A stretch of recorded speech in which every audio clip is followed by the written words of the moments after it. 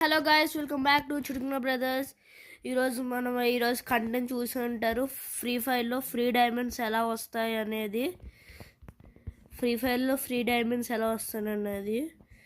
Guys, free diamonds అయితే వస్తాయి. కానీ నేనైతే ముందు అయితే ఒకటి చెప్పాలనుకుంటున్నాను. నేను యూట్యూబ్ ఛానల్ స్టార్ట్ చేయకముందు నేను మీలాగే గ్లిచెస్ వాడేసేవాడిని గాయస్. చాలా గ్లిచ్లు వాడాను. యాప్స్ చాలా ఎంబీ వేస్ట్ అయిపోయేది. అప్పుల్లో ఫ్రీ డైమండ్స్ అంటే అప్పుల్లో ఫ్రీ డైమండ్స్ అంటే నాకు కూడా కావాలి, ఫ్రీ డైమండ్స్ వస్తే నాకు బాగుందును, బండిల్స్ కొనుక్కోవాలని అందరికీ అనిపించేది కదా గాయస్. అలాగని చెప్పి గ్లిచ్లు, నెట్ వేస్ట్ అయిపోయి, ఎంబీ వేస్ట్ అయిపోయి అలా చేసుకుంటే ప్రయోజనం వచ్చేది కాదు.